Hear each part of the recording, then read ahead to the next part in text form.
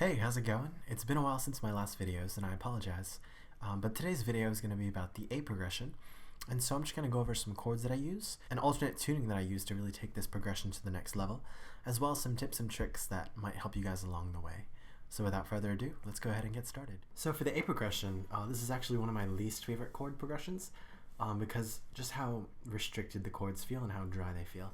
But later on, I'm going to go over a progression that really makes this one of my favorite chord progressions. So right now, I'm just going to start off by teaching you the most basic chords, and we'll move into that chord progression with the alternate tuning later on in the video. So here are the basic A chords. The first one, the A chord, starts off with your middle finger on the D string, turning that into an E, right? And then your ring finger on the second fret of the G string, turning that into an A. So it's just these two. Strumming that out, you get your A chord. This next chord is the E chord, and we've already actually learned it in the E progression in the last video. So take your basic E chord, and there you go. That's E. Now for an F sharp minor, what you're going to do is take your A chord here, and I like to replace these middle and ring fingers with ring and pinky now, right? So it's still the same chord. And take your middle finger, placing it on the second fret of the low E string, turning that into an F sharp. Letting everything ring out except this one. This A string you're going to mute. Actually, you can let that ring out if you'd like. So there's your F sharp minor chord. And lastly, your D chord. I'm just going to take my index finger, putting it on the second fret of the G string, turning that into an A. Taking my ring finger, putting that on the third fret of the B string, turning that into a D. And letting everything else ring out, just like that. So we have our A chord, our E chord, F sharp minor chord, and our D chord. And that's the progression. And you can kind of feel and hear how pretty stale and just dry these chords are, but here they are again. But you kind of notice how this open E is also staying constant, which kind of helps transition the chords to the best that they can. But to me, I just really don't like this chord progression. So I'm just going to teach you the next chords that you might find in this key. So that would be your B minor chord and your C sharp minor. So that's the minor second and the minor third as well. So here's the B minor chord. You're going to take your D chord, you're going to take your index finger, and where that was, place your ring finger. Okay? And now you're going to take your pointer, putting it down on the second fret of the A string, turning that into a B. And you kind of get a nice B minor, which we learned in the D progression as well. And lastly, our C sharp minor, or A over C sharp, because I taught you the C sharp in the key of E just like this. So, which kind of makes sense. But the way I play an A over C sharp for the inversion is I take my A chord, replace the same fingers with your index and ring now, and use your pinky to stretch to the fourth fret of that A string, turning that into a C sharp. So it's going to be like this. You kind of hear that inversion going on right there. And so I do use these chords, but let me just go into the actual chord progression that I like to use, which is when you down tune the B string right here. This B string, we're just going to down tune it one whole step, just like this. I always get kind of scared when I do this. You never know, it could snap in your face. So always be careful to kind of lower it kind of slowly and away from you. So we're waiting until we get an A here. And just to test this, we can just take our A right here and kind of match them until they are both the same note.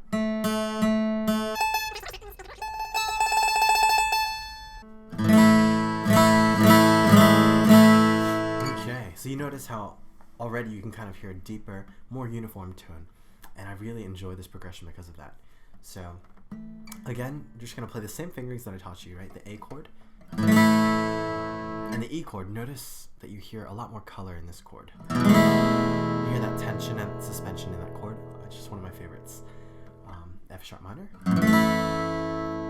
And the D chord. So the D chord, I'll actually just play my pointer right here, not playing my ring, because that sounds really bad like this. Right, so just the index. And that's your A progression with a down-tuned B string, turning that into an A. So I just love the color and the depth, the tension that all comes from this chord. So I try to use this progression as much as possible.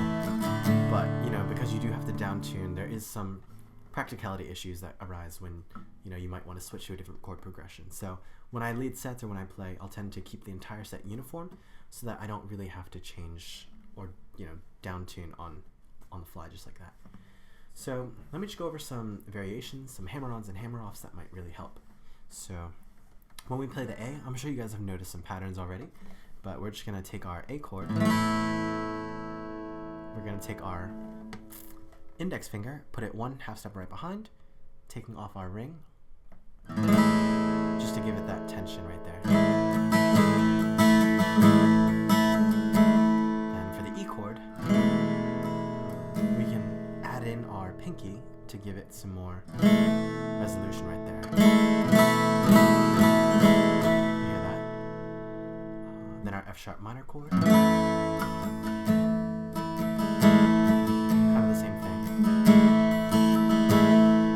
D chord, we can kind of even shift down here. And you hear how we're kind of keeping that same D root, but this allows us to kind of move.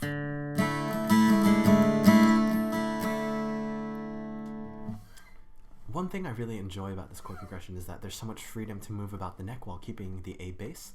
So for something like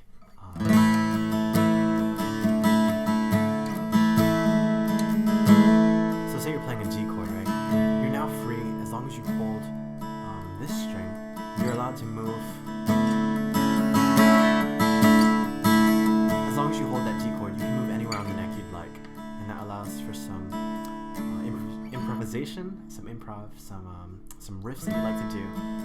And I like to employ this, especially during like prayer times, or just like talking in between songs, or just to jam out a little bit. And feel free to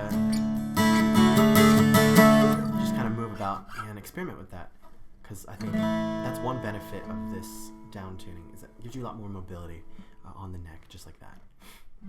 So the B minor and the C sharp minor pretty much sound the same here, except for the B minor. In this drop tune, I actually just take my middle finger and move it up one string, and that's it. I don't really have a middle finger or any fingers down here, so it's just this. And you hear that kind of B minor with tension as well, which sounds pretty good to me. And for the inversion, we can do the same thing. So pretty much you're doing the same thing for the inversion.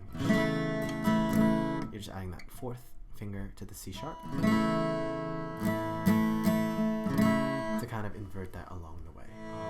Another way to play the C sharp is like the way we played in the E progression. So you have that A to the C sharp minor. You can actually just shift that one fret up to get that D, the major fourth chord, to really resolve that. And two more frets will bring you up to the E chord, the major fifth. So you can almost play the entire progression based on this A. If you want that minor 3, major 4, and major 5. So if you want to play that progression.